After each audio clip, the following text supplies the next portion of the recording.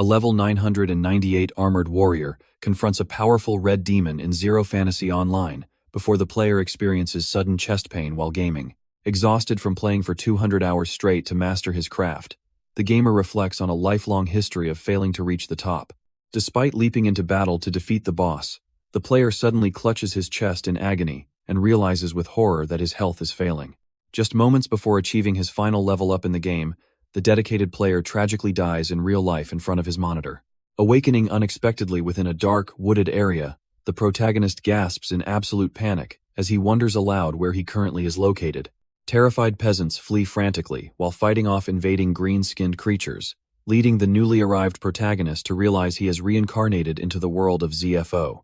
Checking his digital status interface, the level 1 character named Alan confronts his familiar predicament of failing to reach the top yet again. Bald villagers desperately beg the confused protagonist for help, mistaking him for an experienced adventurer capable of stopping the ongoing goblin attack.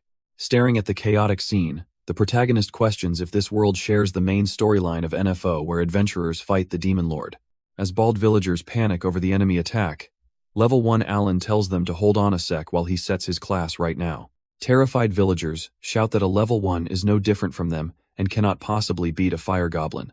Realizing they are right, Alan anxiously wonders what he can do to defeat the level 7 enemy facing them. Looking at the interface, Alan decides a normal class will not cut it and chooses the eccentric crafter class to abuse its mechanics. Alan successfully sets his class to crafter and instantly generates an assault rifle with attack power 25 and ammo capacity 30.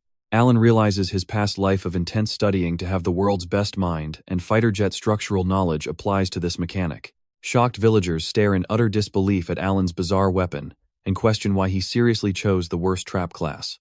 Level 1 Alan casually chambers his summoned assault rifle before unleashing a devastating barrage of gunfire that instantly cuts down the advancing level 7 fire goblins. Standing amidst crackling energy, Alan confidently declares that in a world limited to medieval technology, being a crafter is a god-tier class. Utterly bewildered by what just transpired, the shocked villagers stare in disbelief as level 1 Alan effortlessly obliterates a level 7 fire goblin. Alan hands a summoned rifle to the astonished villagers, telling them to wipe out the rest of the monsters themselves. As the villagers marvel at receiving such an amazing weapon, Alan reassures them that he imposed restrictions so it only damages monsters. Alan tests the restricted weapon on a villager, proving it harmless to allies, and leaving the man completely astonished by the safety feature. The armed villagers instantly annihilate the fire goblins, earning Alan a quick level up from the shared combat experience. Alan reflects on the crafter mechanic where defeating monsters with crafted weapons automatically returns a portion of experience to the creator. A grateful villager presents Alan with a fire goblin magic stone, which is a monster's sealed power traded at the guild. A terrifying armored monster suddenly appears and charges forward, causing nearby villagers to panic and flee in absolute terror. Alan identifies an incoming high-level level 13 boss-class Goblin Knight, whose formidable threat completely surpasses standard weak monsters. Villagers bravely attack the armored creature with crafted weapons, but the blows fail entirely against its impenetrable defense. Realizing his current level makes crafting a winning weapon difficult, Alan seizes a glowing red magic stone to repair and craft a counterattack. Alan channels his newly enhanced rocket launcher infused with a red magic stone, drastically increasing its destructive power against the formidable boss. Firing a devastating explosive shot that obliterates the Goblin Knight in a single blast, Alan triggers a massive double level up. Standing victorious over the defeated boss, Alan reaches level 4 and marvels at his massive achievement from soloing a higher level threat. Shocked villagers stare in utter disbelief, wondering how crafted weapons could possibly take down a powerful boss in just one single hit. Confident in his rapid progression, Alan proudly remarks that he is just a rookie, as a completely unprecedented crafter was born. A shadowy war erupts across the land, calling forth a formidable force capable of putting an end to all crisis. Realizing how crafter mechanics work, Alan eagerly handles a red magic stone, convinced he will be the first to reach level 999. Level 13 Alan is suddenly confronted in the forest by a massive level 20 rock golem that appears right before him. Alan unleashes a hail of gunfire onto the rock golem, shattering the terrain and instantly repairing the massive creature back into pristine condition.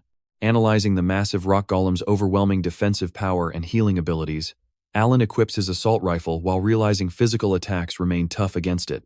Alan decides to try a retrofit craft on his assault rifle, successfully adding a new magic slot to the weapon's framework.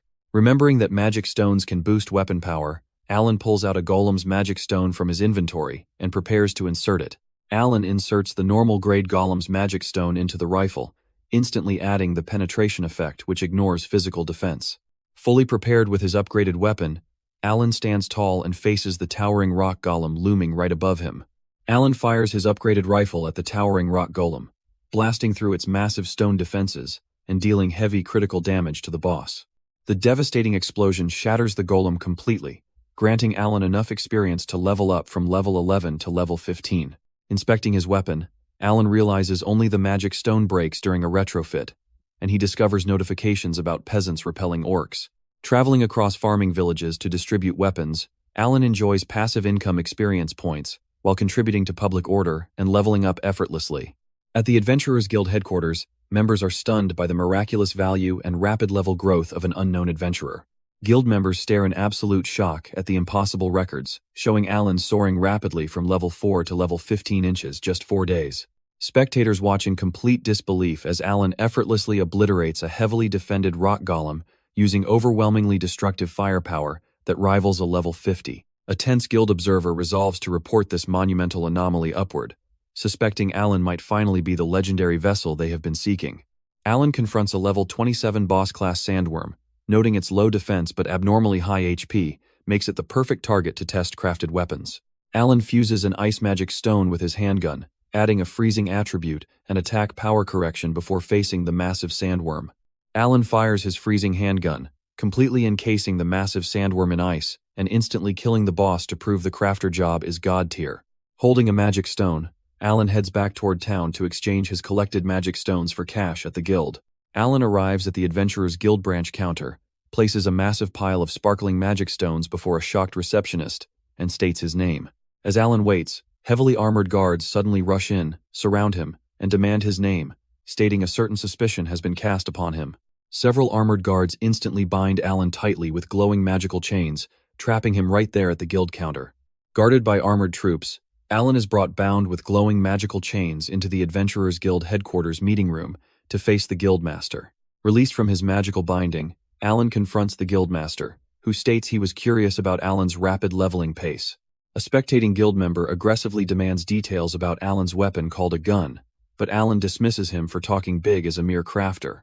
Crafting an assault rifle right before the guildmaster, Alan tells him to feel free to examine it all he likes. Staring at the attack power of 50, the astounded guild members realize it matches a knight's level and fires 30 rounds. Walking away toward the exit, Alan calmly declares he aims to be the first to reach level 99 before stopping. When the guildmaster urgently asks if his goal is the Demon King, Alan replies that he will deal with those problems eventually. As Alan turns to leave the room, the guildmaster urgently asks what he is doing this time, receiving a calm, unbothered response. Eager recruiters immediately surround Alan, pushing forward to passionately pitch, joining their exclusive clans, and offering top-tier treatment for his high-level potential. Alan politely rejects all their offers, stating he prefers to move freely before walking out the door and leaving the stunned guild members behind. Inside a closed room, guild members examine an advanced weapon called a gun, deciding to summon the country's top crafters and blacksmiths to analyze it. Outside in front of the Wolfmine dungeon, a large crowd gathers around the Instance dungeon entrance, where parties can fight enemies without competition. A player notices Alan standing nearby, but upon checking his level 15 status, immediately panics and flees, leaving Alan to mock the trash area. The world operates on a level gap adjustment, where fighting enemies 10 levels higher than you is the most efficient way to gain experience. Nearby, a level 65 swordsman named Lucas cornered a level 20 priest named Emma, while onlookers watched helplessly, noting Lucas's intimidating high level and vicious nature. Desperate, Emma protested that she only wanted a party around her level, but Lucas and his intimidating crew cruelly insisted on carrying her. Suddenly, a powerful surge of lightning magic erupted around Lucas as an unexpected interruption altered the tense confrontation. Stunned by a sudden lightning-infused hand statue bursting from the ground, Lucas and his shocked party members cry out in absolute panic and disbelief.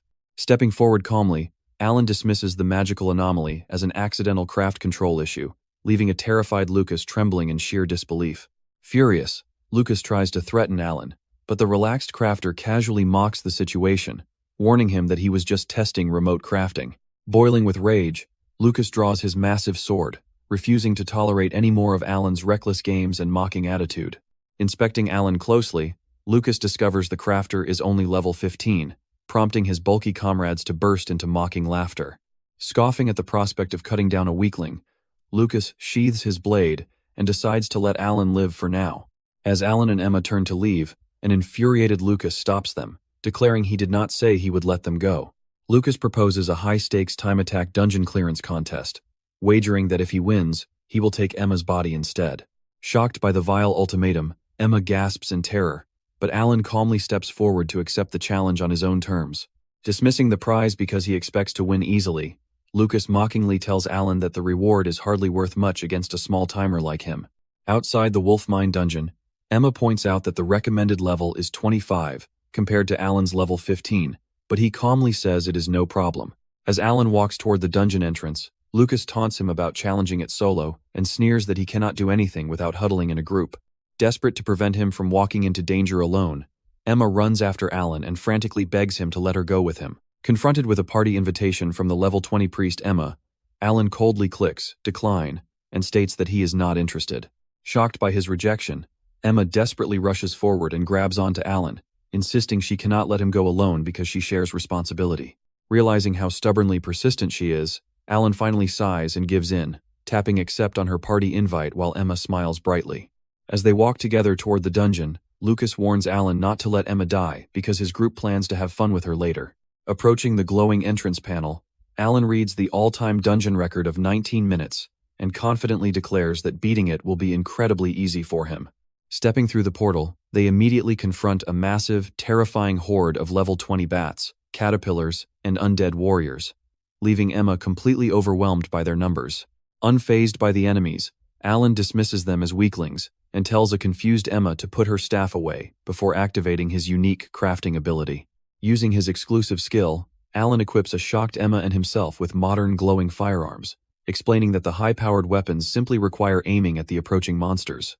Alan tells Emma to fight too, leading both of them to unleash rapid gunfire that obliterates the surrounding monster horde.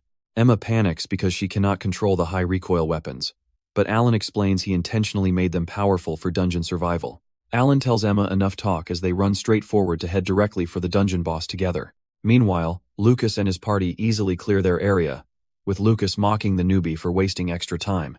Lucas and his party laugh mockingly, believing Alan will inevitably die in the dungeon, while Lucas gloats over having set the perfect trap. Alan and Emma finally reach the dungeon's deepest part under 10 minutes, though Emma panics over triggering traps and begs Alan for mercy. Alan reaches level 18 with balanced attack and defense stats after gaining 3 dungeon levels, while Emma hits level 21 thanks to funneled experience points. Emma bounces with excitement and urges Alan not to lose the time attack, leading a reluctant Alan to finally open the massive chamber doors. As the giant chamber doors open, Alan and Emma discover 2 boss monsters waiting inside, shocked to realize there are 2 of them. The level 25 Queen Werewolf and King Werewolf launch a surprise attack, while Alan notes their high evasion makes guns a terrible match. Emma tries to buy time with suppressive fire, but she panics as the agile werewolf bosses effortlessly dodge every single bullet thrown their way. Alan and Emma realize the 2 werewolf bosses are easily dodging their attacks, as the massive Queen Werewolf lunges forward to strike them down. Just as predicted, Alan activates his trapcraft, deploying glowing magic bear traps that snap shut on the charging werewolf bosses, drawing blood. Emma gasps in shock and disbelief as she exclaims that the relentless monster attack has finally stopped in its tracks. Alan calmly reminds her that he stated right at the start his plan was to buy himself enough time. Stunned by the results, Emma marvels at how crafting magic could be used so effectively to immobilize enemies. Alan notes with quiet satisfaction that it is a good thing he tested crafting items at a distance beforehand. Moving swiftly forward, Alan points out that a bound werewolf unable to dodge is now just a small fry. Saying, "See ya," Alan calmly raises his handgun and fires a lethal shot that shatters the werewolf into magical crystals.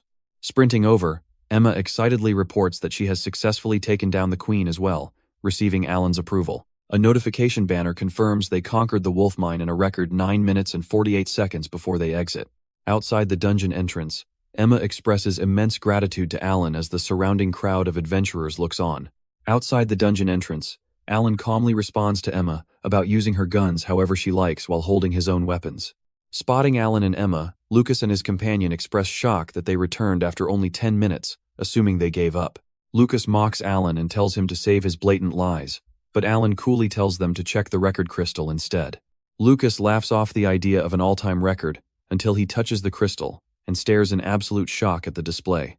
Lucas and the surrounding crowd stare in absolute disbelief as they read the record-shattering dungeon clearance time displayed before them. Ignoring the stunned onlookers demanding to see his weapon, Alan calmly walks away while a blue-haired warrior woman watches intently. Lucas and his party sit outside the dungeon waiting for rookies, boasting about their time attack win, while mocking the newcomers who have not yet emerged. Another adventurer approaches Lucas, casually revealing that Alan and Emma already went home because they finished and left the area long ago. Shocked by the realization that Alan and Emma cleared the dungeon faster than anyone else, Lucas refuses to believe the staggering historic speed record. Enraged by disbelief and refusing to accept such a stupid reality, Lucas violently slams his hands against the stone dungeon wall in sheer frustration. Lucas stares in absolute shock and disbelief at the dungeon entrance monitor, displaying Alan and Emma's impossible all-time record of 9 minutes and 48 seconds. Completely losing his composure and screaming in pure rage, Lucas drops to his knees in the dirt, absolutely refusing to accept such a humiliating loss. Inside a dimly lit grand study, an imposing man reviews a confidential report detailing Alan's incredible strength and his record-breaking clearance of the Wolf Mine. A mysterious silver-haired assassin in a dark hooded cloak opens the study doors and calmly announces to the figure inside that he heard there was a request. A shadowy figure in a dark hood reviews a photo of Alan, pointing at him and placing a heavy bag of coins down to order his assassination. Emma tells Alan she is temporarily moving her base to avoid Lucas's retaliation, thanking him before happily hopping away as Alan warmly bids her farewell. Emma cheerfully bids farewell to Alan and leaves the party, excited to party up again if they ever meet in the future. Alan stands in a desolate area and uses his crafter ability to summon Panther 4, a modern combat tank, testing his powers. Realizing the tank lacks fuel, Alan notes that crafters cannot create scarce resources like gasoline, deciding to use a magic stone instead. Alan inserts a magic stone into the tank, watching in shock as the powerful magical energy burns away almost instantly in mere seconds. Sitting atop the heavy vehicle, Alan realizes he lacks enough power for a tank and needs higher-grade magic stones to move it. Deciding to try something smaller, Alan crafts a voice recognition drone, successfully testing its altitude recording capabilities and finding it definitely usable. Testing his voice recognition drone, Alan reviews the aerial footage and discovers mysterious hooded figures watching him from the canyon rocks. Suspecting Wolf Clan involvement, Alan rushes toward the hidden group, shocking the level 65 assassins who cannot believe a low-level player sensed them. The level 20 something hooded assassins dismiss Alan as a weak target and order themselves to stay sharp while watching him from a distance. Alan confronts the 5 hidden assassins directly in the canyon, demanding to know their objective as they watch him with cautious hostility. When the assassins try to ambush him, Alan cuts through their leader with a swift sword strike, leaving the stunned targets bleeding. Alan swiftly cuts down the surrounding enemy assassins in the canyon, leaving them bleeding and stunned as he demands to know why they targeted him. The surviving assassin questions why Alan's weapon can hurt humans, prompting Alan to reveal he removed the restriction because they were suspicious from the start. The wounded assassin drops to his knees in defeat, and under pressure from Alan's weapon barrel, confesses that they are assassins hired to kill. The dying assassin gasps that Alan is simply too strong and a big shot out there dislikes him, before biting down and choosing death. Witnessing the assassin ingest poison and collapse, Level 24 Alan reflects on why anyone would fear a player at his level. A blue-haired female warrior suddenly appears nearby, complimenting Alan's victory over the veteran assassins, and casually proposing that they team up together. Staring at the assassin who swallowed poison, Alan hears a mysterious blue-haired female warrior casually approach and suggest that they should team up together. The blue-haired warrior claims she has a good idea who hired the assassins, prompting Alan to turn around and demand to know who it is. Before answering Alan, the female warrior mentions he broke the all-time speed record for clearing the wolf mine and confirms if he is Alan. Alan asks why she is asking since she can check his stats, but when she notices his level is hidden, he adjusts his privacy settings to reveal level 24. Shocked to discover Alan is only level 24, the female warrior realizes he is a lower level than her, completely shattering her initial high expectations. Melissa reveals her level 50 sorcerer status to Alan, saying fair enough before asking him who put a hit out on him. Alan asks who ordered the hit, but Melissa refuses to give it away for free, demanding a favor in exchange for the information. Melissa summons the high-level Crystal Sky Castle dungeon, explaining its random dangers and the fearsome crystal dragon waiting in the deepest part. Alan questions if Melissa wants him to clear the dungeon, and she demands the Jade Dragon Orb boss drop in exchange for information. Recognizing the top-tier material, Alan surprises Melissa by immediately accepting the dangerous task, causing her to panic about his level. When Melissa yells that the dungeon recommended level is 50, Alan calmly replies he knows, having cleared it countless times back in ZFO. Melissa accepts Alan's help without complaining, but abruptly drops a warning about two major issues preventing their journey to the Sky Castle. Melissa explains that reaching the floating crystal Sky Castle requires a mandatory transfer ritual through the royal government, baffling Alan, who expected a simple NPC teleport. Melissa reveals the second issue is that Alan's level 24 falls short of the mandatory level 40 requirement to undergo the ritual. Annoyed, Alan questions why Melissa asked him if his level was an issue, while Melissa snaps back that she never knew he was level 24. Melissa insists that just the two of them cannot handle the high-level dungeon, explaining the need for a balanced party composition with a tank, healer, and attacker. Alan states that leveling him up to the world's first level 99 is his top priority, but Melissa realistically argues they must first grind to level 40. Rejecting the high-altitude transfer restriction, Alan summons a crafted drone to fly them directly up to Crystal Sky Castle, astonishing Melissa. Alan tests his voice-controlled drone, watching it successfully fly upward toward the distant floating castle, without triggering any defensive mechanisms. Melissa expresses total disbelief that anyone could reach the high-altitude dungeon without performing the required ritual, questioning Alan's ambitious plan. Rejecting Melissa's suggestion to recruit a larger party or build a giant drone, Alan insists they can go solo because fuel efficiency worsens with size. Melissa asks Alan about his plan, and he cryptically reveals that they are going to use a new energy source, pointing directly to her. Melissa reacts in shock as Alan introduces sorcerer elemental attributes as their new energy, crafting a hot air balloon for her to inflate with wind magic. Melissa uses her sorcerer magic to heat the air inside the crafted hot air balloon, successfully launching them into the sky. Floating upward using density differences, Alan warns Melissa to keep the fire going while she marvels at his incredible ingenuity. Arriving safely at the Crystal Sky Castle entrance, an exhausted Melissa steps out alongside Alan into a hall filled with many parties. Inside the open dungeon, Alan swiftly cuts down attacking goblins, while warning Melissa that if another party clears it first, everyone gets forcibly expelled. Melissa explains the 3-layer dungeon structure and 3-floor reward crystals required to advance, but Alan astoundingly reveals he already knows, demanding payment for his intelligence. Advancing further, Alan and Melissa confront a level 45 Abyss Minotaur boss blocking their path, prompting Alan to refuse skipping floors despite the immense danger. Confronted by the intimidating Abyss Minotaur boss blocking their path, level 24 Alan casually demands the monster hand over its items, while Melissa watches closely. Ignoring Melissa's desperate warning that her mana has not recovered, Alan expertly crafts and fires a devastating rocket launcher, obliterating the terrifying Abyss Minotaur. Following the explosion, the system announces the defeat of the Abyss Minotaur, causing level 24 Alan to level up instantly, while shocked onlookers watch in disbelief. Melissa expresses total shock at Alan's unbelievable combat performance, but Alan casually ignores her and acquires the first crystal, leaving 2 remaining. Setting off immediately for the next target, Alan leaves Melissa utterly bewildered as she questions how a level 24 crafter achieved such incredible power. Arriving at the lower floor Abyss corridor, Alan explains to Melissa how to efficiently clear gimmicks and gather crystals to progress.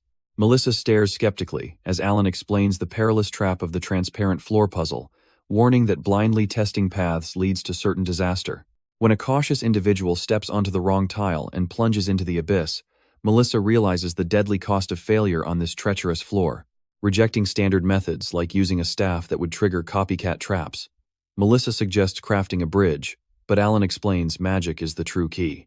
Melissa reacts with intense confusion as Alan calmly insists there is still a reliable way forward despite magical restrictions within the corridor.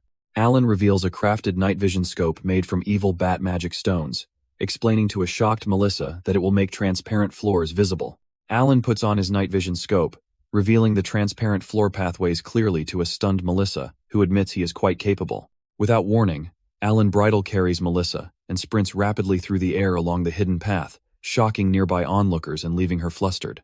A terrified Melissa screams in panic while being carried across the deadly abyss, begging Alan to slow down and listen to her complaints. Upon reaching a splitting path, Melissa angrily questions Alan about his attitude before he leans in close to explain his reasoning. Alan calmly explains they must stick together to ensure he gets information about the assassination, leaving an irritated Melissa speechless. Reaching the bloody corridor of condemnation, Alan prepares his magic-imbued rifle to tackle the deadly swinging blade traps waiting ahead. Armed with his rifle and magic, Alan declares they must break through the barrier while Melissa eagerly prepares to use her powerful spells alongside him. Standing before the towering Chamber of Precipices wall, Melissa touches the slimy surface and suggests using crafting skills to climb safely without getting dirty. Alan smugly agrees with Melissa's sudden realization of a crafter's versatility, but she panics upon realizing he does not plan on using a hot air balloon. Alan uses his crafting skill to materialize a vertical lift, allowing him and Melissa to quickly ascend the lower floor chamber. Melissa celebrates obtaining the second crystal with only one remaining, while Alan impatiently urges her to move on to the next area. Arriving at the lower floor poison swamp chamber, Melissa expresses shock at the powerful hazard, prompting Alan to prepare his next crafting solution.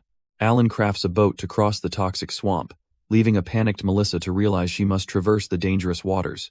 Alan casually invites a hesitant Melissa to get into a simple crafted boat, leaving her bewildered about the complete lack of oars or paddles. When Melissa questions how they will move without equipment, Alan declares she is the engine, prompting her to use her sorcerer magic for propulsion. After reaching the end of the swamp, Alan retrieves the final crystal, triumphantly announcing that they have now successfully gathered all 3 pieces. Melissa stares at Alan in disbelief, acknowledging with certainty that this mysterious man named Alan will become an unforgettable legendary adventurer in history. Descending to the lower floor transfer chamber, Alan proudly displays the gathered crystals and announces they have finally reached the final stages. Melissa questions how Alan never gets lost, and he calmly replies that he staked his life on it before their crystals successfully authenticate the transfer. Stepping through the portal into the middle floor entrance, Alan and Melissa compare the dungeon inside a dungeon to a Russian nesting doll. Stepping into the dungeon's middle floor, Melissa proposes a competitive match to see who can take down more enemies during their upcoming mob fights. Explaining that mid-tier floors feature 2 levels filled with weak mobs, Melissa boasts about her wide-area sorcerer attacks, while Alan relies on single-target firearms. Confident Melissa boasts that her sorcerer magic is not meant for movement, while Alan wagers that the loser buys top-grade potions before entering the portal. Arriving at the mid-tier floor's level 1, Melissa and Alan face a massive horde of monsters and prepare to kick off their high-stakes kill competition. Melissa launches her devastating area of effect sorcerer spell, Nebula Meteor Black Nebula, proudly asking Alan what he thinks of her annihilation power. Declaring that it is his turn, Alan summons a heavy Gatling gun and prepares to unleash massive firepower against the incoming dungeon monsters. Alan unleashes a devastating stream of bullets from his heavy Gatling gun, completely obliterating the massive horde of dungeon monsters instantly. Shocked by the unbelievable power and fire rate of Alan's weapon, Melissa watches in utter disbelief as her sorcerer pride takes a massive hit. Admitting defeat with a smug smile, Alan casually walks over to a stunned Melissa and tells her not to take it too hard. Reflecting on how Alan is on a completely different level, Melissa follows him as they advance to the mid-tier floor 2 boss. Alan and Melissa confront a formidable pair consisting of a level 50 crystal ogre riding a crystal manticore, realizing they must find a way to separate them. Alan quickly crafts a standard rocket launcher with an attack power of 16000, explaining to Melissa that a direct hit will guarantee a one-shot kill. The monstrous pair charges forward furiously as Alan prepares to unleash his newly crafted rocket launcher to eliminate the threat. Alan orders Melissa to freeze the ground, and she instantly triggers her magic to create a massive sheet of ice. Analyzing the manticore's high evasion and lack of wings, Alan realizes they must trap it in the air where its mobility is useless. Alan fires his rocket launcher upward, and the beast uses the manticore as a foothold just before a massive explosion erupts. Staring in shock at the incredible movement, Alan stands his ground as the towering crystal ogre leaps high into the air above him. Realizing Alan is only level 25 and lacks proper armor, Melissa panics and rushes forward, desperate to take the lethal hit for him.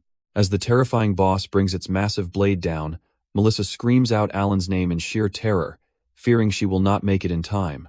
Dodging the descending giant blade, Alan stands his ground calmly with his rocket launcher while the crystal ogre looms directly overhead. Explaining that using the manticore for evasion was expected, Alan auto-reloads his weapon and blasts the colossal beast with another devastating explosion. Melissa rushes through the blinding debris to check on Alan, only to express total shock upon discovering he survived without a scratch. Alan casually explains his rocket launcher's auto-reload function, leaving Melissa stunned as he notes how close he came to dying. Picking up the vital crystal from the ground, Alan calmly declares that all that remains now is the crystal dragon. Melissa praises Alan's confidence before they arrive at the Crystal Sky Castle upper floor entrance, only to realize the heavy door is just for show. Recognizing another party is challenging the dungeon, Alan calmly sits down to strategize with Melissa while warning her about the terrifying boss ahead. Revealing that the Crystal Dragon boss utilizes an instant death attack and belongs to the epic class, Melissa reacts in complete shock and disbelief. Melissa learns from Alan that epic class bosses feature stats higher than boss class, a damage cap limiting high-powered attacks, and instant death moves. Alan decides on his fighting style beforehand, instructing Melissa to wipe out infinitely spawning grunts while he handles the boss and its instant death attack. Observing that the previous party likely perished, Melissa grows nervous about the dangerous dungeon, but Alan reassures her that their plan ensures victory. Stepping through the portal into the upper floor, Alan and Melissa encounter a gruesome scene littered with the bodies of fallen adventurers. Observing the horrific carnage, Melissa steels herself as the terrifying level 50 epic class Crystal Dragon emerges, roaring loudly before them. Preparing for the fierce battle, Alan tells Melissa to handle the spawning grunts while he takes charge against the terrifying boss. Alan unleashes a barrage with his Gatling gun against the Crystal Dragon, while Melissa handles spawning grunts and expresses shock at their progress. Realizing his weapon is out of ammo, Alan quickly spots the dragon preparing an instant death attack and orders Melissa to evacuate. Alan deploys a fire-resistant autonomous shield from the ground just in time, blocking the deadly black death flame as his Gatling gun finishes reloading. Melissa panics as the shield cracks under the devastating dragon breath, while Alan realizes he needs an alternative plan to survive the attack. Determined not to die, Alan uses his crafter ability to forge a powerful custom fire extinguisher fused with a magic stone to fight back. Alan unleashes the custom magic fire extinguisher against the formidable dragon breath, clashing fiercely with the attack.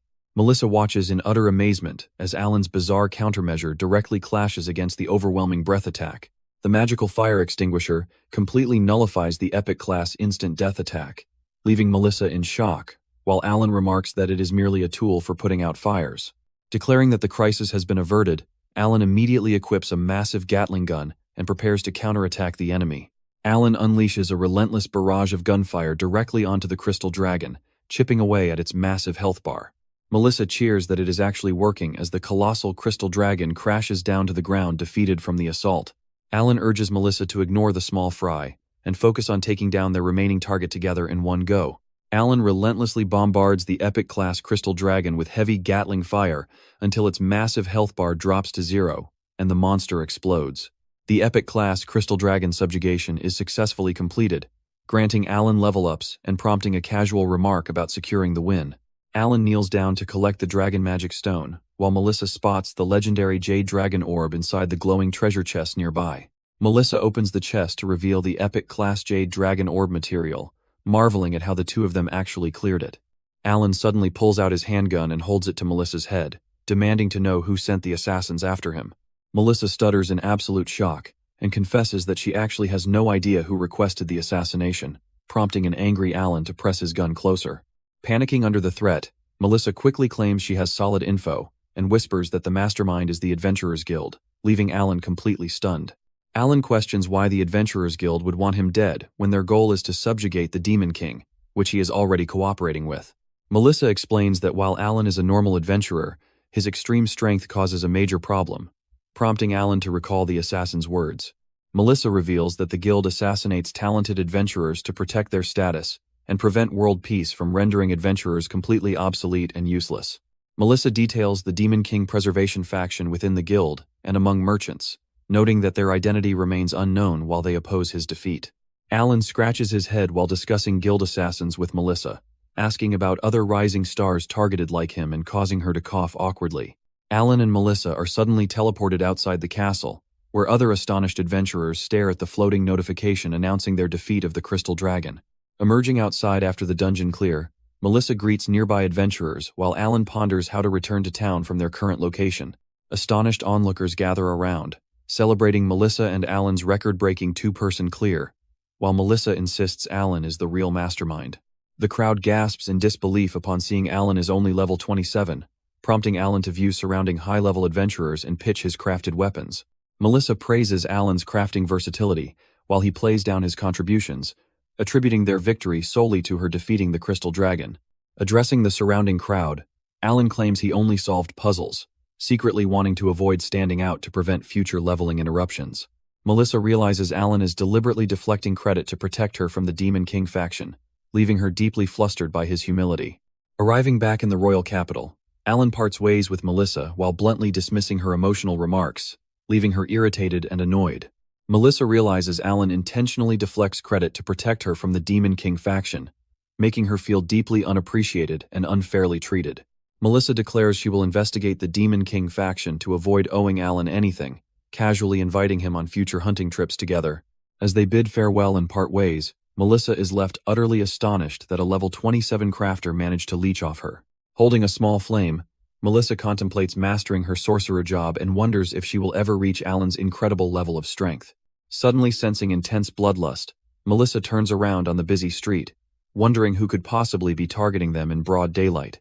An assassin fires a heavy spear-like arrow from a hidden building, but Alan swiftly slices it apart with a magic strike, leaving the attacker shocked. Walking calmly down the street, Alan and Melissa discuss the desperate assassination attempt inside the royal capital, with Alan reluctantly agreeing to try a new method. Melissa offers to protect Alan for a fee, but he casually declines, stating it sounds far too expensive to handle. Walking together, Melissa reminds him they are teammates now, while Alan jokingly declares he will not die until reaching level 999. Looking back at past harrowing trials, Alan realizes having reliable teammates is not so bad after all while patrolling the streets. The next morning, Alan arrives at the Grand Clan Association building, remembering how defeating the Crystal Dragon brought him here. Melissa explains that a major clan provides safety through numbers, acting as a deterrent, much like animals staying in groups to avoid predators. Reflecting on how guild executives favor specific clans, Melissa points out that joining one allows him to secure safety and gather information simultaneously. Present at the clan association, Alan arrives unaccompanied, prompting onlookers to recognize him as the famous guy who completely shattered the record at Wolf Mine. Onlookers whisper about Alan clearing Crystal Sky Castle yesterday with Melissa, while he observes that clan association counters are divided by specific activity types. Clan types refer to their activity objectives, including conquest, defense, social, collection, extermination, and the hybrid general type, though Alan ignores popularity to seek his own path. Max, leader of the B-rank conquest clan Gazelles, approaches Alan to ask if he is looking for a clan, and requests his exceptional crafting strength. Max aggressively tries to recruit Alan into his B-rank general clan Tigers, prompting another annoyed player to step in and demand basic queue order. Onlookers gather as a chaotic brawl erupts over the low-level crafter Alan, while other high-ranking clans aggressively push their own recruitment offers forward. Alan calmly silences the surrounding crowd and flatly rejects their offers, shocking everyone by declaring he is exclusively interested in joining an A-rank defense clan. Explaining his strategic choice, Alan notes that defense clans offer crucial government connections and information gathering before warning unworthy clans to step away. Onlookers thin out as Alan observes the dwindling crowd, muttering that at this rate no one will be left to meet his conditions. Master Flynn of the A-rank defense clan Holy Guardian steps forward at level 378, questioning Alan's specific desire for a defense clan. Recalling advice on trial memberships, Alan accepts Flynn's invitation, officially joining Holy Guardian, and shaking hands to seal the partnership. Flynn leads Alan to the Holy Guardian clan headquarters, sitting down at his desk to explain how a defense-type clan operates. Flynn explains the clan rules, stating members operate in parties of 3 with individuals of similar levels. Questioning if going solo is forbidden, Alan learns it is not allowed because being tied down by parties slows his leveling pace. Flynn assigns Alan to city patrol for the time being, noting he can join defense missions once his level increases. Alan silently reflects on how patrolling hinders leveling and keeps the risk of Demon King loyalist attacks alive, as Flynn concludes his explanation. Alan internalizes that patrol duties prevent him from tackling Demon King loyalists, deciding to negotiate a better deal with Flynn. Alan requests to join defense missions instead of patrols, but Flynn refuses, prompting Alan to propose a high-stakes duel. Flynn smiles and rejects Alan's duel offer because there is nothing in it for him, advising him to operate normally for a week first. Accepting his trial membership status, Alan decides that leaving is an option if things do not work out, feeling further arguments are entirely pointless. Flynn informs Alan that his party members have just arrived, prompting a curious reaction from Alan as Flynn introduces them with a confident expression. As the doors swing open, Alan turns to see 2 spearmen enter, whom Flynn introduces as Naoki and Hina to complete the group. Naoki introduces himself as a level 55 Lancer with a confident smirk, while Hina greets Alan cheerfully as a level 40 Lancer with a warm smile. Looking at his new teammates with deep skepticism, Alan internally questions his situation, wondering how he ended up teaming up with these specific guys. Alan questions why party members are supposed to be around the same level, but Flynn explains they are the two lowest level members of their A-rank clan. Naoki grabs Alan, complaining he looks incredibly weak and his level is way too low, prompting Hina to tell Naoki that is a rude way to talk. Flynn smiles and notes Alan is quite famous around town, while Naoki wonders if he is highly skilled for his level or something. Naoki notices Alan is a level 27 crafter and declares his job terrible, while Hina instantly recognizes him as Crafter Alan from yesterday. Hina reminds them he is the guy who cleared the Crystal Sky Castle with Melissa yesterday, leaving Flynn deeply impressed. Flynn smiles and explains that he figured an adventurer who could draw everyone's attention must be highly capable, leaving Alan surprised. Hina reacts with delight at teaming up with someone amazing, while Naoki feels irritated, and Flynn tells the three to go out hunting together. Naoki aggressively grabs Alan by the shoulder and tells him that if he wants to admit he is weak, now is his only chance. Alan internally mutters about the annoying guy picking on him, and decides to flatter Senior Naoki by admitting he was just a leech. Flynn and Hina react with glee, as Alan's supposed humility satisfies Naoki, though Flynn privately notes that Alan is a terrible liar. The trio arrives at the Trant Forest where Naoki boasts about their strength, while Alan calmly points out the dangers of undetected tree monsters. Alerted by a sudden noise in the deep woods, Naoki and Hina spring into action as a terrifying level 35 Treant suddenly ambushes them. Exchanging confident banter, Naoki and Hina coordinate their movements and leap forward together, unleashing a synchronized assault against the towering monster. While Naoki and Hina boast about their teamwork and press the attack, Alan coolly observes them before noticing multiple hidden Treants surrounding him. Naoki and Hina urge Alan to take his turn, but he calmly summons a massive magic-infused Gatling gun right before their eyes. Shocked by the heavy weaponry, Naoki and Hina watch as Alan prepares to obliterate the surrounding Treants without hesitation. Unleashing a devastating barrage of gunfire, Alan obliterates the monsters, leaving his stunned party members staring in absolute disbelief.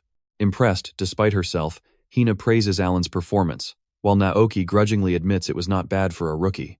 Suddenly, an intense hostile presence appears as a battered, bloodthirsty figure emerges from the fog to confront Alan directly. A furious level 65 swordsman named Lucas confronts Alan, demanding to know if he remembers being totally humiliated back at the wolf mine. While watching comrades stare in utter fear, level 73 Lucas loudly brags about his massive level increase, expecting Alan to tremble in shock. Unfazed by the outburst, Alan coolly points out that they cannot compete here, leaving Lucas screaming in pure rage to beat him. Smug Lucas demands a one-on-one duel right on the spot, proudly claiming he ditched all of his useless party scrubs behind. Spectators watch in shock and worry about the massive level gap, but an enraged Lucas violently tells the peanut gallery to keep quiet. Alan remains calm with his handgun, noting a solo duel is disadvantageous, while a cocky Lucas insists he already knows the weapon's secret. Lucas mocks the gun as useless against humans, but Alan immediately fires a warning shot grazing his ear, stating his information is outdated. Reeling from the grazed ear, Lucas clutches his bloody head in agony while shouting threats, but the calm Alan warns him of future consequences. Naoki watches in sheer disbelief that Alan brushed off a level 73 opponent, while Hina blushes deeply and swoons over his incredible coolness. As the party resumes walking toward the Treant King, Hina praises Alan's reliable strength, noting crafters can be incredibly powerful depending on usage. A panicked Naoki sweats with jealousy over the new guy stealing Hina, prompting him to interrupt just as she asks Alan about his girlfriend. Fearing a trap or unexpected danger nearby, Naoki frantically urges Hina to keep a sharp eye on their unfamiliar surroundings. Dragging Alan aside into the secluded forest under the guise of strategy, Naoki urgently confronts him about staying away from Hina. Bowing deeply in desperation, Naoki begs Alan not to make a move on Hina because his deep feelings run far beyond friendship. Unbothered by romantic drama, Alan calmly agrees to help Naoki out and outlines a plan to act during the upcoming boss fight. Panicking at Alan's ruthless proposal, Naoki protests wildly that with Alan's overwhelming attack power, he won't even get a turn. Unbothered by romantic drama, Alan calmly plans to lower his weapon's damage output and pretend to struggle before stepping in to defeat the boss. Pointing out the level 35 Treant King's weakness in mobility, Alan assures Hina that running around while attacking makes it an easy solo kill.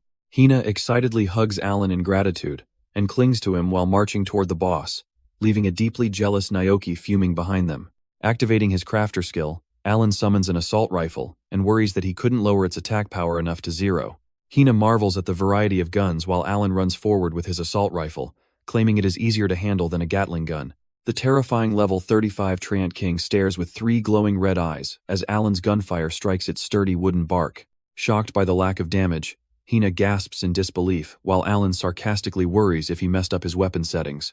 Ignoring warnings, proud Naoki aggressively rushes forward with his spear, yelling that he will be a hero and violently striking the tree. Watching Naoki strike the monster, Hina blushes with deep admiration and happily exclaims that Naoki is amazing. Believing he can easily defeat the giant monster, Naoki steps directly onto a tree branch, only to instantly slip and fall flat on his face. Shocked by Naoki's sudden and clumsy wipeout, Hina gasps in disbelief while Alan looks on with absolute deadpan disappointment at the reckless display. Stepping forward with annoyance, Alan brandishes a rocket launcher and fires a massive explosive blast straight toward the towering Treant King. The tremendous explosion instantly obliterates the Treant King, dropping a green magic stone, causing Alan to level up and leaving Hina stunned. Frustrated and defensive, Naoki insists he had everything completely under control, telling them not to butt in on his fight. Hina scolds Naoki for his rude attitude, reminding him that when someone saves his life, he should say thank you. As Naoki fumes in embarrassment, Hina apologizes to Alan for Naoki's rude behavior while praising Alan's incredible strength and cool demeanor. When Hina and Naoki shower Alan with praise and hugs, Alan humbly claims Naoki actually cornered the monster and delivered the finishing blow. Hina hugs Alan and asks him on a date, causing Naoki to literally faint in deep despair at the sudden shock. The trio reports back to Flynn at the Holy Guardian clan headquarters, where Hina excitedly explains Alan's incredible victory. Alan mentions a level 70-something swordsman named Lucas who tried to pick a fight at the Wolf Mine a week ago. Flynn reveals they have a background check on Lucas causing trouble, offering his clan name as a deterrent against future trouble. Alan notes the deterrent power of a top-tier clan, while Flynn expresses gladness that everyone remains safe from harm. Flynn congratulates the party on their hard work, while Hina excitedly proposes that the 4 of them go out for a celebratory welcome dinner for Alan. Flynn politely declines the invitation due to remaining work, causing Hina to happily suggest it will just be her and Alan, leaving Naoki completely devastated. Flynn immediately interrupts with unexpected news, revealing that a special request has come into the guild which specifically nominates Alan on his very first day. Flynn explains that the frontline city Biendel wants Alan to distribute crafted weapons, which Alan realizes are simply guns to level up efficiently. Flynn reveals Biendel is constantly at war with the Demon Lord's army, yet Alan eagerly accepts the dangerous defense mission request from Lord Olivia.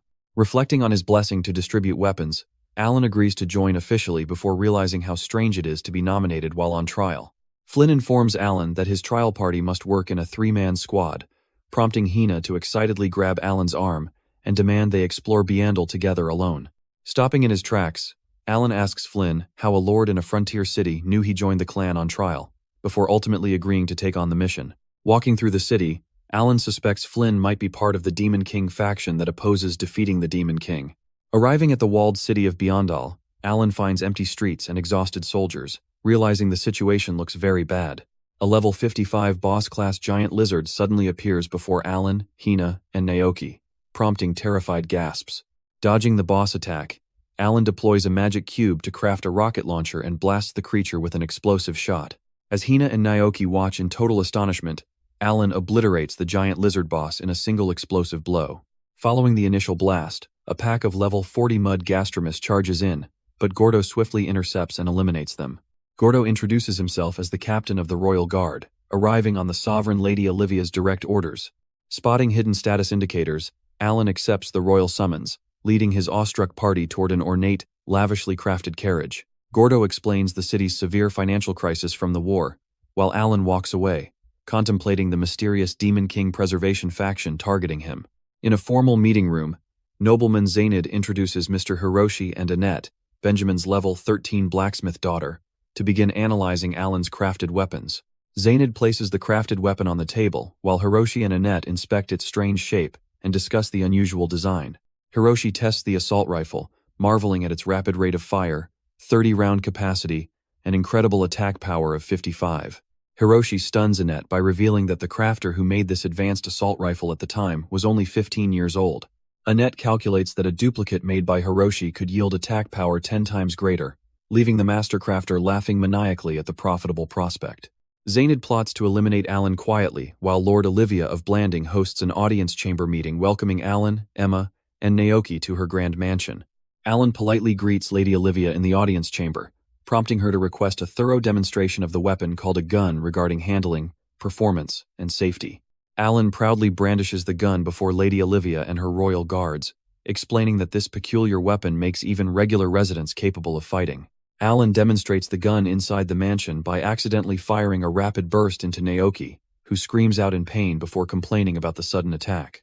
Lady Olivia enthusiastically applauds the demonstration while noting how wonderful it is that the weapon allows ordinary castle residents to protect the walls effectively. Emma asks Lady Olivia why she is making residents participate in the war, prompting the Lord to express confusion regarding the necessity of civilian defense. Lady Olivia explains that the high-maintenance cost of defense clans severely strains the city finances because the Demon Lord army rarely invades. Lady Olivia states that permanent defense clans create enormous costs under severe financial strain, prompting Alan to remark that they simply ran out of money.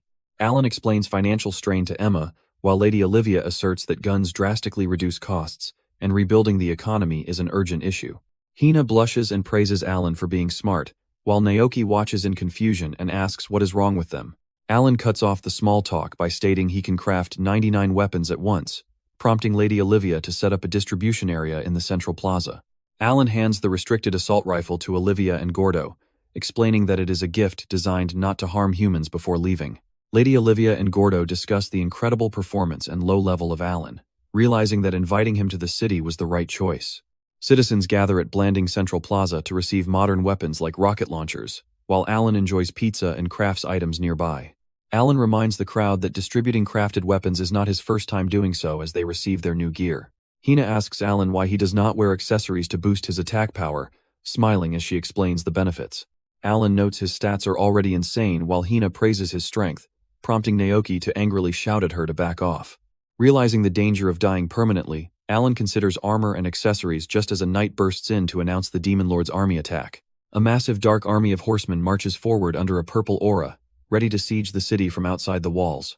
A massive Demon Lord army surrounds the castle walls while stunned citizens and bewildered fighters wonder why armed civilians are mixed among their ranks. Alan calmly instructs Hina and Naoki on how to operate their rocket launchers, leaving them thrilled and excited to shoot like crazy.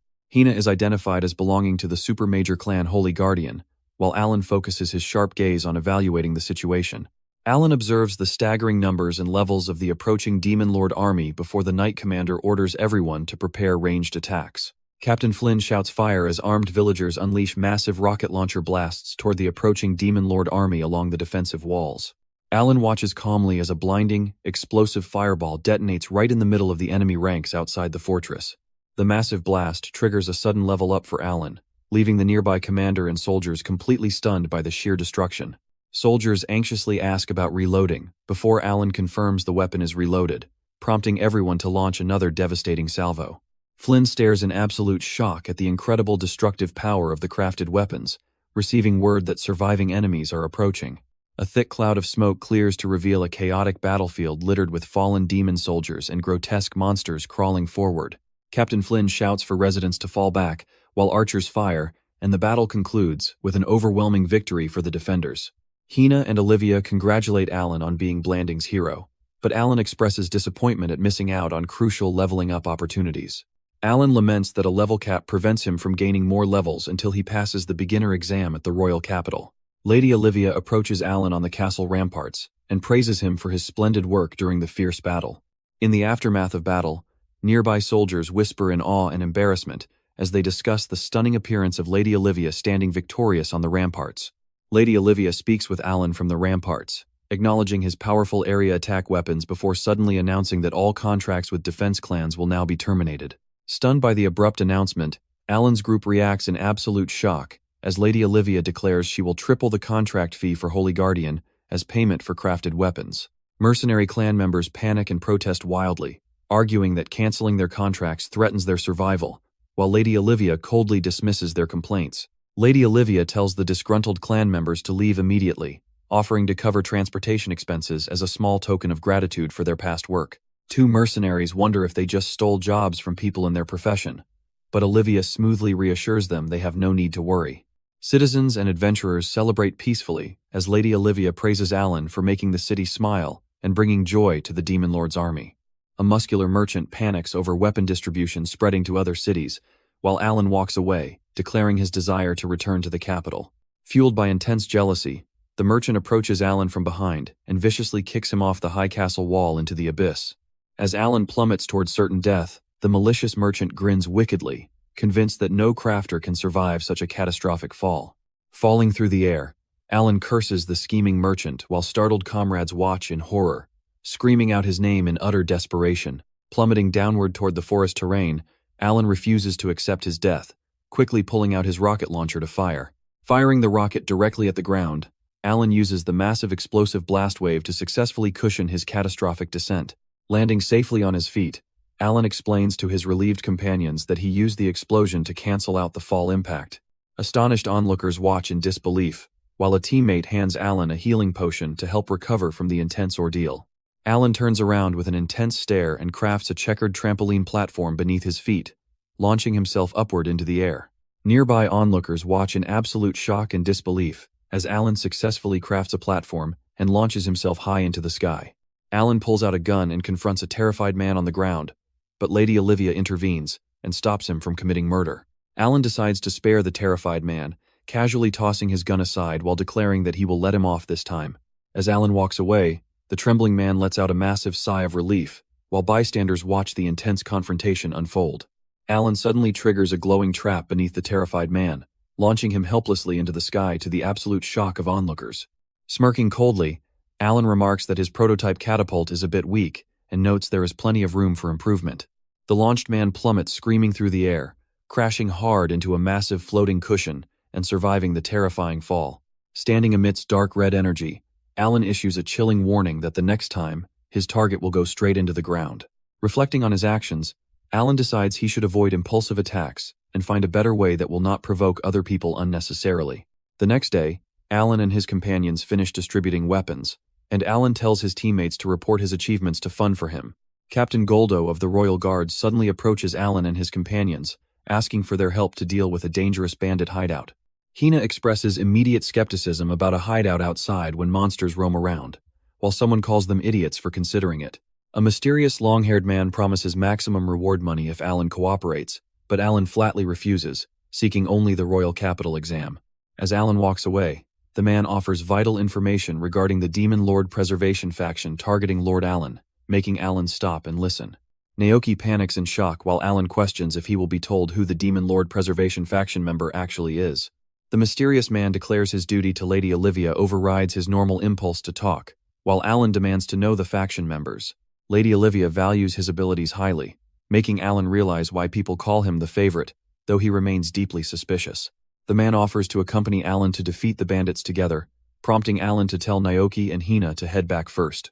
Lord Alan rejects the companions joining, insisting they return to the royal capital, while he guides his chosen group forward. Walking through the welcoming city streets, Alan senses underlying tension as they head toward their destination. Lady Olivia warns of the demon faction, but Alan presses forward into the dark forest to deal with troublesome matters. Gordo and his companions declare their intention to enter the monster-infested forest alongside Alan, but he stops them firmly. Alan summons a high-tech flying drone from his inventory, startling the group as he explains its automated attack capabilities. Gordo objects to indiscriminate drone attacks due to potential hostages, leading Alan to suggest Gordo enter alone with drone support. Gordo's companion shouts that going against Lady Olivia's orders will not work, but Alan coldly notes their desperate attempt to lure him into the forest. As the party walks through the foggy forest, Naoki remarks on the lack of monsters, but Alan abruptly stops them, warning them about a hidden trap. Pointing out a crude suspended log trap set by thieves, Alan calmly cuts the rope with shears, explaining that there are technological limits to the world's traps. Walking through the foggy forest, Alan casually mentions landmines, leaving Emma and Lucas entirely confused by his strange remarks. Spotting the thieves' hideout ahead, Alan and his companions observe about 100 enemies before Captain Goldo prepares a glowing ring. Suggesting they follow Gordo's plan, Alan watches the captain summon a powerful glowing axe to request the enemies surrender peacefully. Captain Gordo leads Alan, Emma, Lucas, Naoki, and Hina deeper into the misty forest until they spot a group of armed enemies ahead. Emma and Naoki express their anxiety about marching so openly into enemy territory, questioning whether such careless movement is wise. Captain Gordo steps forward with a glowing aura, lifting his massive axe to loudly demand that the enemy leader come out. A bald enemy leader emerges from a wooden building, expressing surprise that Gordo brought so many people instead of coming completely alone. Naoki and Emma look on in absolute shock while Alan closes his eyes calmly, noting that this unexpected development is entirely as expected. Gordo drops his heavy axe to the ground, warning the bandit boss not to get too cocky as they discuss the reward. The bald bandit leader Gordo reveals his sinister intention to kill Alan, shocking Hina and confirming Alan's suspicions that he is the true enemy. Alan exposes Gordo as a member of the Demon King Preservation faction, while Gordo and his high-level thieves boast that they will easily slaughter everyone. Captain Gordo mocks Alan, claiming he walked right into a trap even after seeing through the betrayal unfolding around them. Alan calmly draws a modern firearm and shoots Gordo, but the bandit captain ignores the attack and declares the conversation over. Hina and Naoki panic as Alan's attacks fail due to Gordo's level 125 absolute barrier ring, leaving them with zero chance of victory. Gordo scoffs at Alan and his comrades while ordering the surrounding bandits to attack without hesitation, dismissing their efforts as futile. Alan summons his storage inventory to deploy countless high-tech drones, unleashing a devastating barrage of gunfire that instantly slaughters the charging enemies. Alan effortlessly activates his drones to annihilate the surrounding bandits, sending one fleeing in terror before dropping him with a fatal gunshot. Alan cold-heartedly berates Gordo for bringing useless trash, while Gordo furiously clarifies that only half were supposed to die before he finishes them. Gordo furiously activates a massive array of warrior skills and buffs, shocking Hina and Naoki with the staggering number of boosts he deploys. Alan calmly looks at Gordo and notes that the raging captain looks ready to finish the confrontation quickly. Gordo leaps into the air with his heavy axe, shouting wildly for prey to run as fast as they can. Alan closes his eyes briefly before opening them with a cold glare, declaring it good that Gordo is an idiot. Alan instantly crafts a giant high-tech cage around Gordo, leaving accompanying party members in total shock. Alan tells Gordo he came straight into crafting range, while a furious Gordo vows to smash the cage with his axe. Gordo swings his axe against the thin bars, but his weapon chips instantly, shocking him as he realizes it is a cursed object. Alan calmly explains that the cage is made from a super hard alloy that cannot be broken by this world's technology. Gritting his teeth in pure rage, Gordo violently smashes his weapon repeatedly against the impenetrable alloy bars until the axe head shatters. Alan acknowledges he cannot defeat Gordo in a direct fight right now, so he decides to think of a way to win without fighting. Trapped inside the super hard alloy cage, Gordo panics in utter disbelief, while Alan coolly explains that making the impossible possible is his crafter's specialty. Meanwhile, Naoki and Hina watch in absolute amazement, cheering for Alan as they celebrate his unbelievable victory over the traitorous captain. Desperate to escape, Gordo begs Lord Alan for forgiveness, crying and swearing that his earlier threats were a complete lie born from frustration. Unconvinced by the theatrical apology, Naoki and Hina call it fake, while Gordo secretly plots to massacre everyone the moment the cage drops. Desperate to escape his imprisonment, Gordo begs the party to remove the cage, promising he will do anything to regain his freedom. Coldly eyeing the trapped captain, Alan asks if he will truly do anything, prompting an enthusiastic and desperate yes from Gordo. Summoning an IC recorder, Alan demands information on the Demon King Preservation faction, leaving Gordo shocked by this lack of a traditional scribe. Rejecting Gordo's demand to remove the cage first, Alan refuses his tricks, forcing the defeated captain to finally agree to talk fully. Alan casually brushes off his companion's safety concerns, telling them it is fine while pointing out his deployed drones scattered on the ground nearby. Alan instructs Hina and Naoki to place magic stones into the drones since they ran out of energy, which the two companions acknowledge. Stepping away, Alan presses the controls of his IC recorder, ready to finally hear everything about the Demon King Preservation faction from Gordo. Trapped inside the cage, Gordo agrees to answer all questions but clarifies he is not part of the Preservation faction, merely following orders to kill. Unveiling a framed portrait shattered with cracks, Gordo startles Alan by dropping a shocking revelation. The true mastermind behind the plot is Olivia. Naoki and Hina react in absolute shock as Gordo reveals that Olivia belongs to the Demon King Preservation faction and uses townsfolk to protect her. Alan calmly deduces that Olivia lured him into a trap to eliminate him, while Gordo admits in terror that the mastermind foresaw everything. Gordo explains that Olivia has been embezzling massive defense subsidies meant for Beyondarl, accumulating enormous wealth and preparing a secret escape route abroad. Alan questions if Gordo shared in the corruption, but Gordo insists that any royal guard knows about the scheme and points to existing evidence. Gordo holds up a real ledger to prove that Olivia uses double bookkeeping, embezzling defense subsidies from the kingdom and causing citizens to suffer. Alan calmly rejects Gordo's desperate plea to remove the alloy cage after getting all the information, walking away while Gordo threatens him. A terrified Gordo screams in horror and anger as Alan delivers a cold warning about deception, leaving the captain completely trapped in the forest. Alan parts ways with Naoki and Hina, instructing them to return and report to Flynn while he goes after Olivia. Arriving at Blanding Olivia residence where royal guards lie dead, Alan confronts Lord Olivia and prepares to interrogate her about embezzling defense subsidies. Alan brutally shoves a gun barrel into Olivia's mouth, then mocks her coughing fit when she fails to talk with the weapon inside. Handcuffed and terrified, Olivia clasps her hands together and begs Alan to spare her life, promising to tell him anything. Terrified and handcuffed, Olivia desperately begs Alan to spare her life after he catches her, while Alan dismisses her disgusting actions with a raised gun. Alan offers Olivia a chance, demanding to know how she learned about the secret wasteland incident, which she frantically claims she only heard from an Adventurer Guild executive. Raising his weapon once more, Alan abruptly demands that Olivia tell him everything she knows about the other Demon King Preservation faction members. Sweating profusely under Alan's armed interrogation, Olivia frantically insists she knows nothing about other Demon King Preservation members, crying in terror.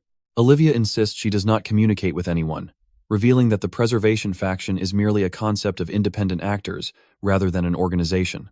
Pointing his gun at Olivia, Alan warns her about broader threats before realizing how helpful her terrifying confession truly was. Pointing his gun at Olivia's mouth, Alan pulls the trigger as a fake-out, leaving a terrified, crying Olivia collapsed in fear on the floor. Leaving the cleanup to Captain Goldo, Alan walks out of the building while Flynn expresses his trust and submission to Alan's immense power. At Holy Guardian headquarters, Alan meets with Flynn to discuss Olivia's mention of the Alan threat faction, determining that cautious enemies will likely wait. Flynn sits across a desk and tells Alan that he needs him to leave Naoki's party, considering everything including the Olivia incident. Alan questions the clan's rule of moving in teams of 3, while Flynn explains it is a decision made regarding people teaming up with him. Flynn warns Alan that teaming up with him will make him face the danger of the Demon King Preservation faction, which is the main reason. Flynn notes that if Alan's top priority was safety, he would have spread gun-making methods, advising him to use the clan's name as a deterrent. Alan expresses appreciation to Flynn, while questioning if there is anything in it for him, and Flynn replies that there is plenty in return. Flynn warns that the Biendarl incident will spread, increasing clan prestige and rank, while Alan agrees it will also improve member morale. Valuing honor, Flynn proposes making use of each other's names and influence, leading Alan to agree and shake hands with him. At the Royal Capital training grounds, Flynn calls everyone together, prompting Annette to complain that important people are a pain. Flynn smiles with anticipation, remarking that he heard the prototype was finished as he speaks with the others. Hiroshi proudly presents a crafted assault rifle with 70 attack power and 30 ammo capacity, prompting Annette to note its striking resemblance to Alan's weapon. Testing the firearm on a wooden dummy, Annette and Hiroshi marvel at its flawless performance and firepower, leaving Hiroshi deeply impressed by the replicated craftsmanship. Annette worries that replicating the gun so soon is troublesome, leading them to agree on using it as bait to draw out Alan and extract his secrets. Hiroshi asks how they will contact Alan, but Annette confidently replies she can predict his movements because his current level is 30 and he is obsessed with leveling up. Snapping his fingers, Hiroshi introduces Zaynid's beautiful level 30 daughter Rina, who arrives at the venue to meet them as an excellent adventurer. Annette panics and questions Zaynid if he is genuinely planning to use his own beloved daughter Rina as bait for the trap. Rina strikes a theatrical pose with sparkling aura, declaring she does not mind because a low-born girl's scheme is mere child's play. Zaynid explains he needed a crafter of the same level to catch his target's attention, prompting level 30 crafter Rina to boast proudly. Holding a replicated assault rifle, Rina gloats that possessing a gun craftable only by him will make Alan think she manufactured it herself. Annette stands alone with a sweat drop, asking her companions what about her role in this grand scheme after being completely sidelined. Alan stands at the Royal Capital beginner exam venue waiting area, parting ways with his former party members after a brief and light-hearted farewell exchange. Walking through the venue, Alan is suddenly surprised when level 30 priest Emma cheerfully approaches him and greets him at the start of the exam. Alan and level 30 priest Emma discuss her surprisingly rapid leveling pace in ZFO using his weapons, sharing cheerful banter before the exam begins. Freya Kingdom Adventurer Guild executive Zaynid calls for attention, officially starting the beginner exam and explaining the rules for the party battle tournament. Kingdom Executive Zainid announces that the top 30 parties will pass the beginner exam, testing experience and ingenuity at level 30. Alan notes the simulated HP and PvP tutorial setup, prompting Emma to mention her unrestricted gun restrictions before Alan offers to help. Zainid announces a 10-minute countdown for party formation, causing examinees to rush frantically across the venue to secure teammates. Executive Mark of Caldina and Executive Road of Lumiere observe the participants from a balcony, questioning the underwhelming strength of the current examinees. Maritime Nation of Leanbell Adventurers Guild Executive Fauna notes they only have 3 examinees this time due to their small country size. Republic of Caldina Executive Mark expresses jealousy over the kingdom's significant number of talented examinees as crowds gather outside.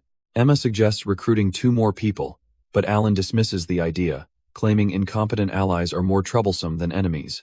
Rena approaches Alan, identifying herself as a fellow crafter and expressing amusement at his eccentric choice of profession. Rena summons an assault rifle through magic, prompting Alan to analyze its surprising attack power and stats. A shocked Emma confronts Rena, who proudly declares herself as the actual inventor of the gun. Alan smirks at Rena, but she angrily demands he show his gun blueprints to prove who copied whom before the surrounding crowd. Alan refuses to hand over his blueprints, prompting Rena to propose wagering them in a high-stakes beginner exam survival contest instead. Emma worries about people deciding things alone, but Alan accepts Rena's cheap provocation to trade blueprints and verify their exact items. Emma nervously asks Rena what happens if neither contestant wins, wondering how the wager will resolve if both fail. Emma questions Rena about the contest rules, but Alan and Rena dismiss her concerns, calling the impossible wager completely settled and normal. Guild Executive Zainid steps forward, declaring that it is time, and activates the magical teleportation spheres to begin the official beginner exam. Rena strikes a confident pose, wishing Alan the best of luck, while Alan glares back with a dark, intensely cold expression. Captain Goldo raises his fist to shout start, plunging all participating adventurers downward through glowing portals into the dense exam jungle. Alan looks up at the green HP gauge floating above, comparing it to ZFO before immediately summoning a lethal submachine gun. Emma and Alan rush forward together through the dark foliage, weapon in hand, declaring that it is time to hunt. Landing safely in the exam zone, Rena immediately casts Craft to instantly spawn a furnished building right before her eyes. Waving goodbye to her teammates, Rena casually announces that she will be resting at home and leaves the rest to them. The disguised party members drop their disguises, revealing themselves as 3 level 200 rogues ready for combat. With a dark, sinister grin, Rena stares forward with glowing pink aura and declares that it is time to hunt. Exploring the exam zone, Emma excitedly points out the ocean to Alan, who sternly reminds her that they are in the middle of an exam. Alan warns Emma about the glowing barrier that drains HP upon contact, explaining that it is likely a barrier preventing escape and cheating. Stopping at a designated terminal point, Alan activates his glowing blue cube skill to deploy a massive row of heavy mortar artillery. Alan explains that the heavy mortar artillery uses drop fire mechanics, where a propellant charge shell falls and hits the firing pin automatically. Smirking with confidence, Alan snaps his fingers to simultaneously release the barrel locks, launching a barrage of mortar shells toward distant enemies. The explosive mortar barrage rains down across the exam zone, striking targets from above and shocking the players caught in the sudden bombardment. Alan inspects a glowing status window, confirming multiple consecutive victories against rival parties, as the remaining participant count steadily drops to 34 out of 50. Emma cheers for Alan's overwhelming success, while he remarks that his mortar attack is only a second-best option before switching to assault rifles. Multiple defeated examinees are instantly teleported back to the beginner exam waiting area in a flash of bright golden light, utterly confused about what just happened. High-ranking executives observe Alan's terrifying combat power displayed through a massive crystal ball, expressing shock and awe as they realize a crafter achieved this feat. Rena glares with a furious expression, boasting that Alan cannot beat her powerful party of level 200 rogue servants disguised as priests. Rena explains that using the disguise skill allows high-level combat specialists to slip into the exam unnoticed and use their original abilities. Rena watches as golden projectile energy rains down on her servants, prompting her to arrogantly laugh and declare her victory guaranteed. A high-tech surveillance drone zooms swiftly across the mountainous terrain, tracking the active participants from above during the intense beginner exam. Alan stands frozen in shock while examining a tablet next to Emma, who casually holds an unusual apple created through magic. Emma proudly declares she learned plant magic, leaving Alan stunned as he questions the logic of using it to grow apples. Emma nonchalantly defends her choice while Alan panics, realizing a severe problem has just emerged during the exam. Alan glares with a dark expression, warning that a high-level party over level 150 has infiltrated the exam, shocking Emma. Alan explains that in ZFO's HP-based exam, modern weapons struggle against high-level guardians and priests, leaving a panicked Emma wondering if they will lose. Charging forward with their allies, Alan and Emma attack the high-level intruders, but their damage is completely redirected by the Guardian's protective skill. The hooded rogue obliterates competing examinees with scorching flames, while his companion smirks arrogantly at the pathetic weaklings who fail to understand their difference in power. Activating his enemy detection skill, the hooded intruder locates Alan and Emma, gleefully noting that Alan already wiped out the remaining parties to save them time. Watching the crystal sphere, the examiners realize the squad consists of high-level disguised rogues, prompting Fauna to furiously demand their immediate disqualification for blatant cheating. Zaina defends the infiltration as a valid strategy within the rules, but Mark vehemently objects that allowing disguised rogues will completely destroy the exam's integrity. As examiners debate cheating rules, the disguised intruders smugly suggest banning them from the next exam to solve the issue. Sketching in the sand on a beach zone, Alan explains enemy guardian skills to Emma, strategizing how to bypass healing and defense buffs. Alan tells Emma he thought of a good plan to combine her magic with his knowledge to win, prompting an enthusiastic response. Walking through the forest, Alan suddenly stops and fires a powerful crafted missile weapon directly at the approaching enemy intruders. The explosion destroys the enemy knight's helmet, but the foes remain unfazed as Alan's party reveals themselves, sparking an intense clash. Bound in enchanted barbed wire by Emma's plant magic, the high-level intruder demands to know what is happening to him. Emma reveals her plant magic dominance while Alan coolly informs the captured enemy that the restraints are made of barbed wire. Emma warns the struggling armored foe about the continuous damage inflicted by moving, while her spell causes his HP gauge to visibly drop. The masked invader mocks low-level rules regarding movement restrictions, prompting Emma and Alan to panic as their primary strategy apparently fails. With the plan seemingly falling apart, the hooded magic user immediately steps forward and declares they will not let anyone escape. Naoki suddenly channels powerful magic beneath his feet, unleashing a devastating ground-shattering shockwave that buries the entire enemy intruder party into the earth.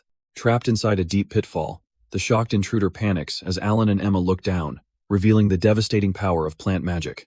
Alan explains that abnormally accelerated roots destroyed the ground's integrity, while secretly hiding explosives and fuses inside the barbed wire vines to cause the cave-in. Angered by Alan seeing through his trap, the masked intruder threatens that their blocked line of sight will prevent the priest's healing. Alan and Emma unleash a relentless barrage of gunfire into the pit, draining the masked invader's HP gauge down to critical levels. Staring in absolute disbelief down into the pitfall, Alan realizes that his opponent's damage has suddenly stopped going completely through.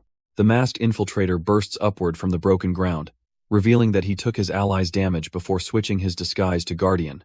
Looking over at the priest, the Guardian boasts that allies taking damage for each other prevents problems, before drinking a healing potion. The infiltrators use disguise magic to switch their roles completely, leaving Alan and Emma looking at them with a tense expression. Chuckling at the situation, the masked Guardian mocks their predicament, prompting Alan to admit he completely forgot about this place's mechanics. Holding an epic-grade magic stone from the Crystal Dragon, Alan prepares a game mechanic strategy, while his disguised opponent mocks his bold confidence. The disguised enemy questions Alan's use of the epic-grade magic stone, laughing dismissively and daring him to try his plan. Alan activates his craft magic to summon a large cage, trapping the three disguised intruders inside the metallic mesh. Trapped inside the multi-layered fine steel mesh cage, the hooded intruder finds their magic unable to go through. Trapped inside the cage, the three intruders mock Alan by pointing out that his attacks cannot reach them either. Stunned by the unexpected turn of events, Emma frantically urges Alan to hide while they still have a chance to escape. Alan calmly channels his craft magic, conjuring a high-tech modern automobile out of thin air to confront the sudden danger. The masked intruder looks on in utter shock and disbelief as the impossible vehicle materializes before their very eyes. Emma gasps in total astonishment, staring wide-eyed at the bizarre contraption summoned right in the middle of the exam zone.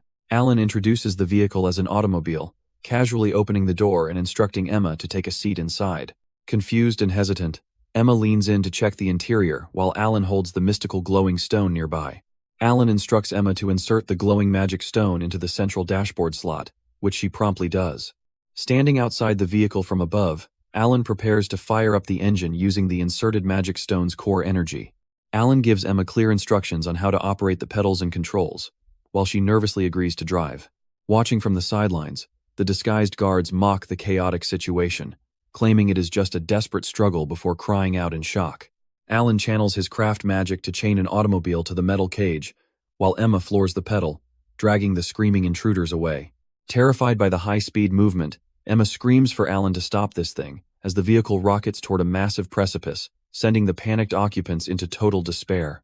Emma and Rena's 3 servants are successfully eliminated by leaving the area, leaving Rena shocked and offering Alan an apple which he coldly declines. Alan proudly surveys the high-level group elimination, achieved by using an epic-grade magic stone to blast them out of the restricted zone boundaries.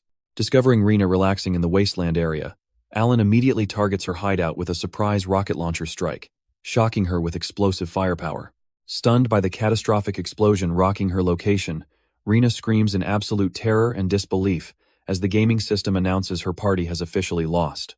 Sobbing uncontrollably in her swimsuit inside the wasteland area, a devastated Rena cries out to her approaching father that she has completely failed her mission. Rena's furious father confronts her tearful breakdown, pulling a large coat over her while astonished guild officials stare in utter shock at the revelation. Surrounded by golden glowing particles, Alan calmly walks out of the magical barrier after completing his elimination of the high-level intruders. Emma hurries over to scold Alan for recklessly unleashing an unpredictable automobile without explaining anything, while Alan calmly tells her to calm down completely. Radiating joyful sparkles, Rena boasts about doing a good job, causing Alan to give her a dry, deadpan confirmation of her performance. With a cold expression, Alan extends his hand toward Rena and demands that she hand over the design plans for the imitation gun as promised. Looking extremely nervous and sweating profusely next to her anxious father, Rena reluctantly holds up a blank sheet of paper and asks why Alan is acting so proud. Inspecting the blueprint, Alan realizes the imitation weapon features multiple magic stone slots, allowing even weak stones to power vehicles and boost attack potency. Confronting the nervous officials, a cold Alan insists they hurry and remove the level cap immediately, leaving Zaynid to quickly agree. With the level cap officially removed, Emma excitedly suggests they tackle a dungeon together as a party, and Alan calmly agrees. Noticing his level skyrocket to 40 due to a massive battle elsewhere, Alan realizes a gap has formed between him and Emma. Declaring that party ideas are off until Emma matches his level, Alan walks away, leaving her motivated to catch up quickly. Determined to bridge the gap, Emma resolves to catch up, while Alan coldly notes he cannot slow down for anyone. Arriving at the royal capital, level 40 Alan decides the best hunting ground to resume leveling up is Crystal Sky Castle. Knowing the strength of the Crystal Dragon, Alan prepares to solo it, while walking past guards concerned about lingering faction threats. Staring intensely with glowing blue eyes, Alan declares that the time for keeping a low profile is officially over as he walks into the city. Outside the walls, the Demon King's army relentlessly swarms the city while desperate adventurers struggle, muttering that choosing a city without a holy guardian means avoiding the crazy crafter. Suddenly, an absolute barrage of glowing golden missile spikes rains down from the sky, instantly wiping out the terrifying monsters as astonished defenders stare in shock. Standing calmly amidst the bloody carnage, Alan notes that his crafted weapons make demon hunting easy, leaving nearby fighters utterly terrified upon recognizing him. Alan politely declines an offer to work for free, insisting on a proper contract and shaking hands after finalizing the arrangement. A burly defense guard suddenly confronts Alan in panic, shouting about a city that lacks any contract with the Holy Guardian organization. Alan dismissively states that the contract was just finalized, warning that defense clans other than Holy Guardian might lose their work entirely. Panicking guards warn Alan that threatening them will make every single defense clan in the kingdom his absolute enemy. Alan calmly counters that he has already reached agreements with major defense clans, which will all merge into Holy Guardian before presenting a rocket launcher. A guard reacts in sheer terror while looking at the ridiculous 9,900 attack power and automatic reloading capabilities of the distribution version rocket launcher. As Alan confidently walks away, enveloped in blue magic aura, the female watcher acknowledges that Alan the Crafter is completely different from them. Having distributed advanced weapons and reached level 100, Alan leverages his crafter abilities to mass-produce technology globally, shocking observers like Lady Olivia with his unstoppable ambition. In the cafe, a mysterious bob-haired woman remarks that Alan is going too far by putting blacksmiths out of business, while Melissa defends his actions as nation-benefiting. When the bob-haired woman warns that the Merchants Guild and major clans won't stay silent, Melissa acknowledges it before the woman vanishes with an amused laugh. At the Royal Capital Assembly Hall, A hooded official concludes the hearing and strikes the gavel, announcing the complete dissolution of the Holy Guardian clan. Walking down a town street, Alan is suddenly approached by an anxious background adventurer asking for help because his gun no longer functions. A panicked adventurer shows Alan his unusable rifle and pleads for help, but Alan discovers a holographic article detailing a complete ban on guns. Coldly brushing off the adventurer, Alan walks away while realizing that despite losing his passive income, being a crafter remains a god-tier job. Debating whether to ignore Flynn's dissolved Holy Guardian clan, Alan confronts Flynn outside to demand an explanation for the sudden disbandment and overpowering opponents. Crafting a building instantly to avoid wasting time, Alan questions Flynn privately, learning that the powerful Merchants Guild controls the world economy. Reflecting on the new economic reality, Alan realizes that the world economy was something he never once had to think about in ZFO. Flynn explains that the Merchants Guild operates through specialized department heads, admitting that his previous diplomatic talks with them failed completely. Alan notes that even the kingdom government cannot oppose the Merchants Guild, recalling how they abused authority to enforce a total gun ban and dissolve guilds. Declaring that solving this problem will help him level up, Alan walks out to confront the responsible department head despite Flynn calling it a waste of time. Flynn warns Alan that weapons department head Vargas is at the first weapons warehouse, where Vargas boasts about selling weapons despite the ban. Alan confronts Vargas at the warehouse, declaring himself the crafter of the banned guns, but Vargas coldly dismisses him and orders his men to throw him out. Surrounded by guards with swords, Alan summons 3 giant Moai stone statues to block the loading entrance, asking Vargas why he doesn't order his men to remove it. Unfazed by the massive stone obstacles blocking his loading entrance, Vargas dismissively demands to know Alan's brief business since he truly hates wasting time. Alan directly demands the complete revocation of the gun ban and the dissolution of Holy Guardian, but Vargas flatly refuses due to weapon merchant enemies. Offering a strategic compromise, Alan proposes wholesale distribution of free guns to weapon merchants so they can sell them profitably instead of competing with swords. Vargas dismissively declares the conversation over and tosses his burning cigar away, prompting Alan to question why he rejects a proposal that increases merchant profits. Explaining that the proposal ignores blacksmiths' losses, Vargas angrily refuses the deal and warns that a mere adventurer has no future trespassing in his territory. Dismissively rejecting Alan's lucrative proposal, Vargas angrily warns that a mere adventurer has no future trespassing in his territory before turning away to end the conversation. Walking through the main street of Preva, Alan ponders how to deal with someone refusing realistic compromises while military conflicts against the Demon King's army continue. Seeking a useful alternative, Alan arrives at the Adventurers Guild headquarters reception room and startles a nervous Big Shot, who asks why he is requesting help. Confronting the nervous Guild Big Shot, Alan points out that the complete gun ban hurts his lucrative weapon operations too, prompting a careful response. Proposing a lucrative partnership, Alan offers the Guild executive exclusive distribution rights to all advanced weapons, promising to earn him massive wealth and power. Rejecting the immediate monetary offer because he craves greater power, the Guild executive listens intently as Alan intensifies his compelling pitch. Explaining how dangerous and unrestricted modern weapons truly are, Alan asks if the Guild leader wants the design plans rather than finished products. Alan presses the Guild Big Shot about his proposal, causing the official to sweat nervously and stammer out a surprised response to the shocking offer. Explaining that experience requirements increase exponentially past level 300, Alan promises to hand over the design plans and supply guns exclusively to his allies. Visibly overwhelmed by the heavy stakes, the Guild Big Shot agrees to help, prompting Alan to demand large-scale harassment against Vargas and weapon merchants. Smirking wickedly, Vargas accepts Alan's proposal to harass merchants, boasting that harassing people is what he does best, despite Alan calling him harsh. At the Adventurers Guild branch, a lower-level adventurer is shocked and dismayed to learn from the receptionist that all merchant escort quests are already taken. During a merchant escort along a mountain road, an adventurer spots a grass, wolf, monster, and panics, fleeing immediately while the wagon driver shouts in shock. Terrified low-level adventurers flee screaming from a ferocious stray wolf monster in the mountain pass, warning that monsters at this level are impossible without guns. Outside a weapons shop, a master crafter aggressively pushes free, unlimited crafted weapons and guns to citizens, sparking outrage from a merchant threatening to report him to Mr. Vargas. An enraged Vargas storms into the office, slamming his fist on the desk while accusing Zaynid of sicking adventurers to interfere with business.